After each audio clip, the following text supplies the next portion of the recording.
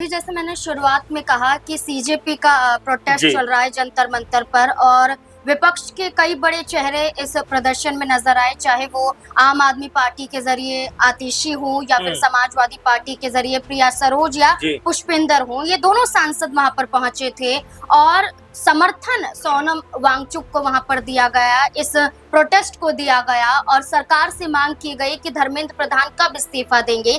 लेकिन हमने राहुल गांधी हो, प्रियंका गांधी वाड्रा हो, ये बड़े चेहरे जो अक्सर प्रदर्शन में सबसे आगे दिखाई देते हैं। हमने महिला पहलवानों का जिक्र अक्सर किया है, वहां पर प्रियंका गांधी वाड्रा मौजूद थी, उनका समर्थन करती हुई नजर आई थी।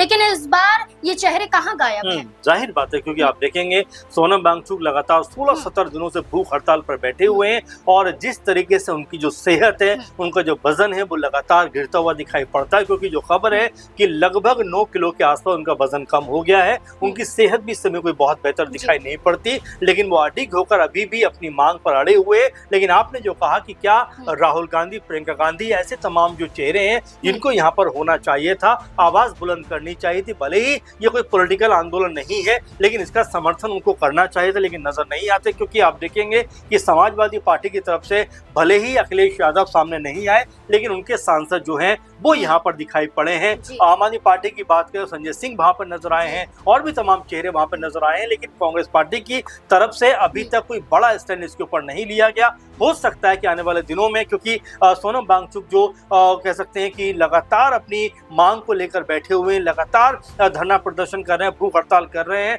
और जिस तरह की उनकी मांग है, अभी तक भी सरकार ने उनकी कोई सुध नहीं ली है, उनके ऊपर कोई ध्यान नहीं दिया है। जबकि अगर हम देखें तो उनकी जो हालत है, उनकी जो तबीयत है, वो लगातार नासाज होती हुई दिखाई पड़ती है। डॉक्टर की टीम लगातार उनका निरीक्षण करने में लगी हुई है, जांच करने में लगी हुई है, तमाम तरह से उनको सचेत करने में लगी हुई है। लेकिन अभी भी सोनम वांगचुक जो है वो अपनी मांग पर अडिग है। अब देखना होगा कि कांग्रेस पार्टी की तरफ से भी क्या इस भूख हड़ताल को लेकर कोई आवाज बुलंद होती है, या अभी तक भी जिस तरह ये पार्टी खामोश रही है, आगे भी खामोश रहती हुई नजर आती है।